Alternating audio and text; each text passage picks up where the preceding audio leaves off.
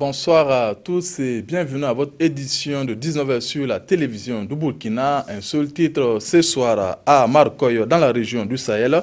Une altercation finie en drame. On dénombre malheureusement une victime et 3 blessés graves. Tout serait parti d'un incident entre un jeune homme et une personne âgée ce 23 janvier. Le calme est revenu au lendemain de cet événement dans cette localité frontalière du Mali et du Niger.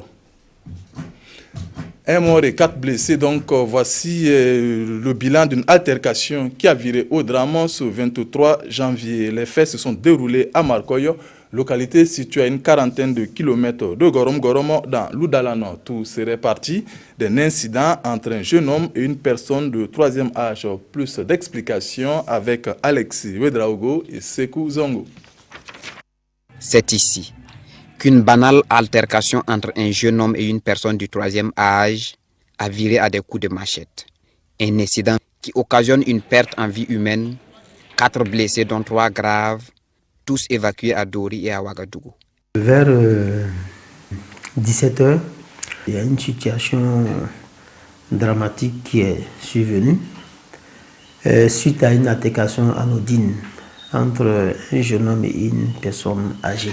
Certaines personnes connaissant le jeune homme se sont approchées pour certainement comprendre. Tout à coup, la bagarre a déclenché avec également les parents de la personne âgée qui était à côté. Et ils ont utilisé des coupes-coupes. Malheureusement, on note un décédé sur place.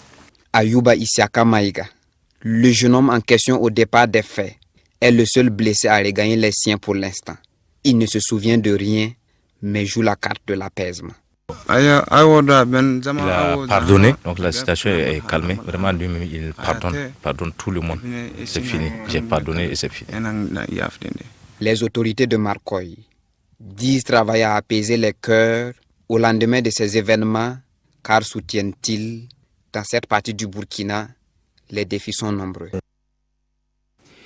À l'instar des autres régions du Burkina Faso, le Sud-Est organise ce 25-26 janvier sa concertation sur la jeunesse. Plus d'une centaine de jeunes vont échanger, venus des 4 provinces, vont échanger en vue d'apporter les contributions au développement socio-économique de la région et partant du Burkina Faso. Cette rencontre se tient en prélude des États généraux sur la jeunesse.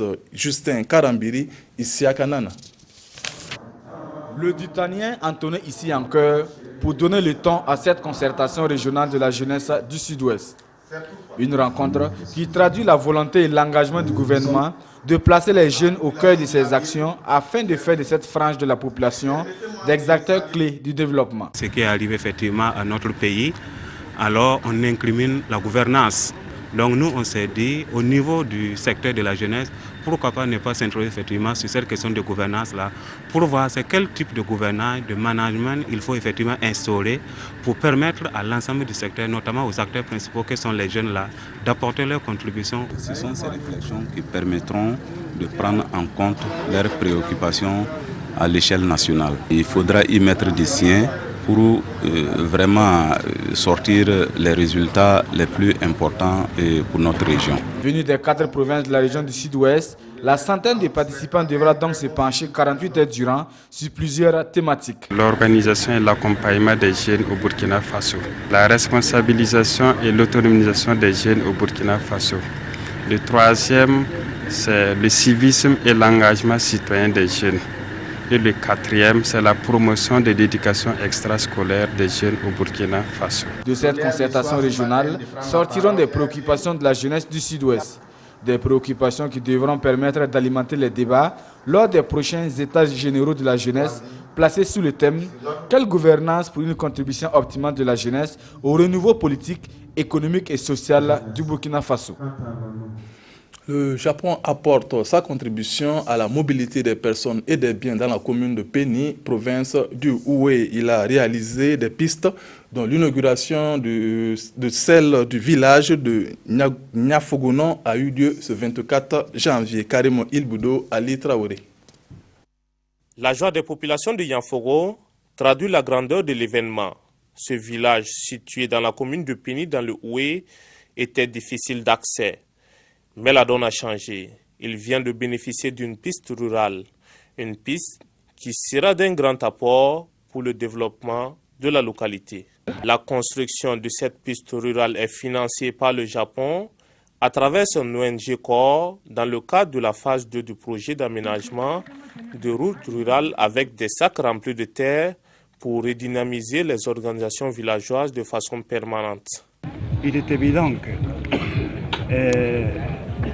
aménager les routes, c'est vital pour la vie sociale et pour le développement économique du pays.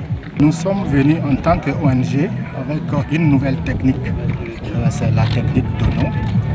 Il s'agit de réparer les routes avec les sacs de terre qu'on va remplir et puis on va mettre sur la route et compacter. Mais cette route est construite par les villageois eux-mêmes. Ce projet a concerné 8 villages de la localité et a permis de construire 4680 mètres de pistes rurales sur un coût total de 137 millions de francs CFA.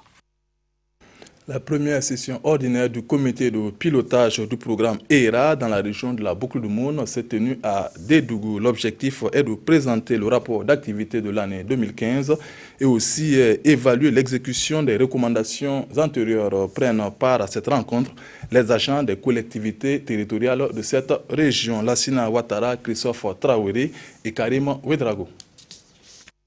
Cette première session ordinaire du comité de pilotage du projet ERA dans la région de la Boucle du Moun s'est articulée à la présentation du rapport 2015 et à la vérification de mise en exécution des recommandations antérieures. Des insuffisances sont relevées, mais se justifient. On a revu les rapports de 2015. On s'est rendu compte que les taux d'exécution étaient faibles.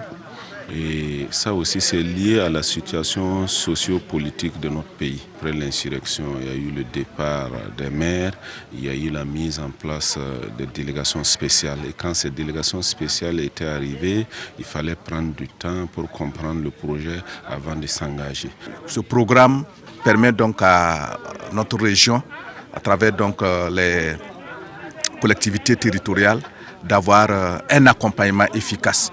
Et en termes d'acquis, il était donc nécessaire que nous puissions marquer un arrêt pour voir les acquis et surtout donner la nouvelle cadence avec les nouveaux acteurs qui viennent de prendre la tête des collectivités. C'est sans langue de bois que les échanges se sont déroulés afin de bien mener les activités à venir dans la région. Beaucoup de questions ont été abordées, mais le consensus a été de mise.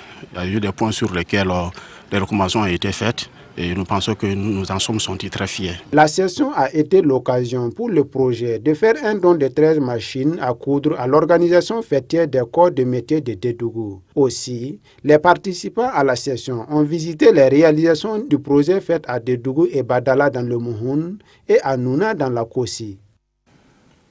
À Dori, dans le Sahel, chaque année, entre janvier et mi-février, les cours débutent à 7h30 contre 7h partout ailleurs au Burkina Faso. C'est une décision qui date d'une vingtaine d'années et vise à éviter les retards des élèves occasionnés par la période froide qui sévit dans cette zone. Comment cela fonctionne-t-il? Quel est son impact? La réponse dans ce sujet, signé Joseph Bambara et Alexis Ouedraogo. À la différence des autres élèves du Burkina qui débutent les cours à 7h, ici les cours commencent à 7h30. Et c'est ainsi à la période de grand froid de janvier à mi-février depuis les années 90. Nos devanciers ont jugé bon de décaler les heures du matin de 30 minutes afin de permettre aux élèves de venir à l'heure et de pouvoir suivre les cours. Cela est une bonne chose parce qu'avec le temps qu'il fait, ce n'est pas évident pour tous les élèves de pouvoir se réveiller tôt et arriver à l'école à 7h. Ça nous arrange un peu parce que pour ceux qui vivent à une grande distance du lycée n'arrivent pas à venir tôt. Ce décalage de 30 minutes se présente comme un remède efficace contre les conséquences du froid dans l'encadrement des élèves. En tant qu'enseignante aussi, ça permet d'éviter les perturbations de cours. Quand nous essayons de faire une comparaison, même entre le premier trimestre et le deuxième trimestre, nous voyons automatiquement que les résultats du deuxième trimestre sont nettement meilleurs que ceux du premier trimestre. Cette décision est en vigueur dans tous les établissements du secondaire de la ville de Dori. L'arrêté portant organisation des horaires et de travail dans les structures éducatives et autorise effectivement ce réaménagement. Selon la station météorologique de Dori, la température la plus basse, qui était de 12 degrés, a été enregistrée les 14 et 15 janvier 2017. C'est la fin de cette édition. Je vous retrouve juste après pour le compte-rendu du Conseil des ministres. Bonsoir.